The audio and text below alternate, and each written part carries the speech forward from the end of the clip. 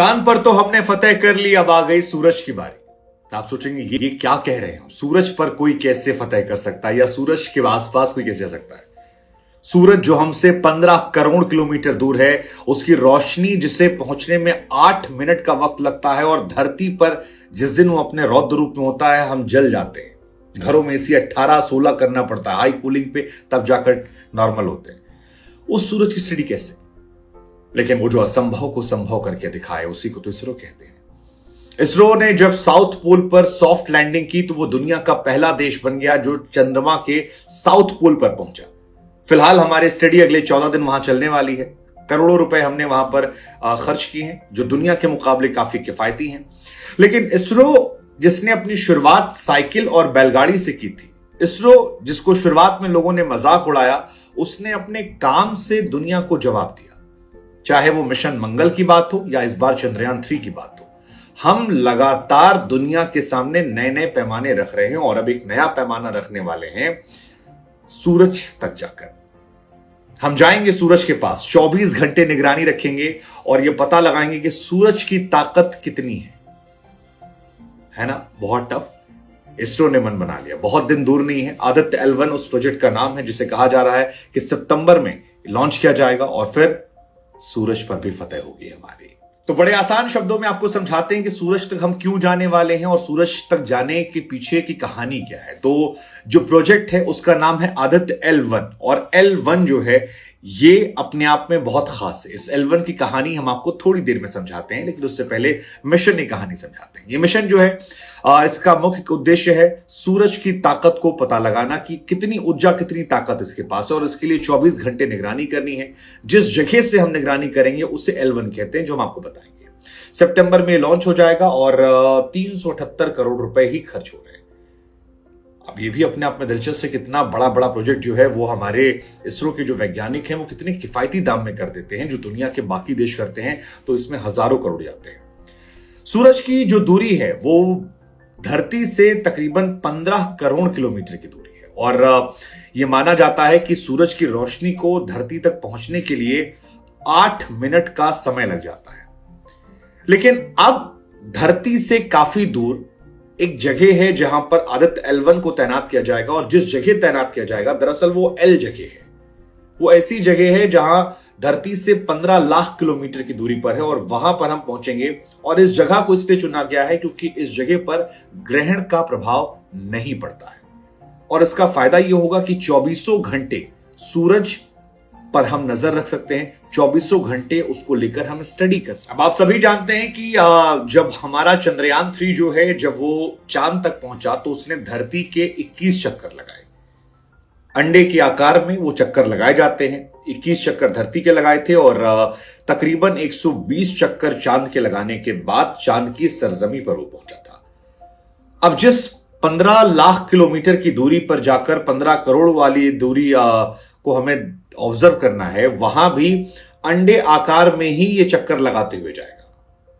आपको बता दें कि सितंबर में जब इसकी लॉन्चिंग होगी L1, तो MV-M3 रॉकेट जो हमारा है उससे इसे लॉन्च किया जाएगा, और अंडाकार में ही ये जाएगा, और उसके बाद वो जो L1 जगह है वहां जाकर ये रुक जाएगा।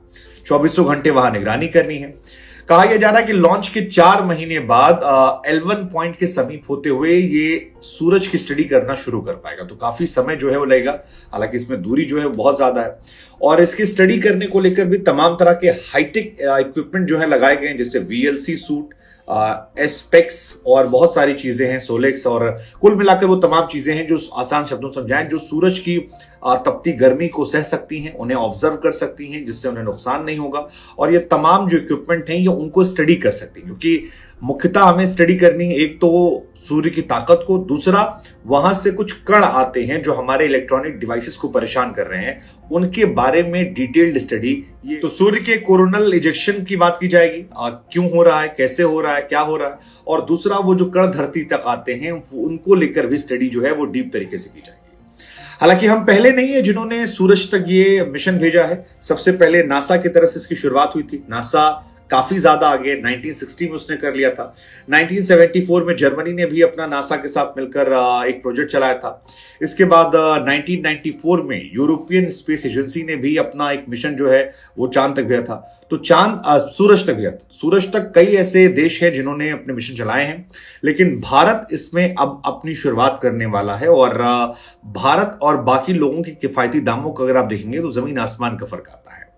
अब तमाम जो परीक्षण है सूरज को लेकर वो कर लिए गए हैं। कहा जा रहा है कि सब कुछ ठीक ठाक रहा तो इन्हीं इसरो प्रमुख की लीडरशिप में वो कदम हम उठाएंगे। इस बार जिस तरह से हमारे चंद्रयान 3 सफल हुआ, लूना 25 असफल हुआ, उसने काफी एक्साइटमेंट भी हमें दे दी है। लेकिन बड़ी बात यह कि कोरल इंजेक्शन यानी सूर्य के ऊपरी वायुमंडल से निकलने वाली जो लपटें हैं उनका एनालिसिस इसमें किया जाएगा। और ये कहा जाता है कि लपटें जो हैं हमारे कम्युनिकेशन नेटवर्क और इलेक्ट्रॉनिक गतिविधियों को धरती पर प्रभावित करती हैं। तो इन तमाम चीजों को लेकर स्टडी की जाएगी। अमेरिका, जर्मनी और यूरोपियन स्पेस एजेंसी ने अब तक कुल 22 ऐसे मिशन हैं जो यहां भेजे हैं।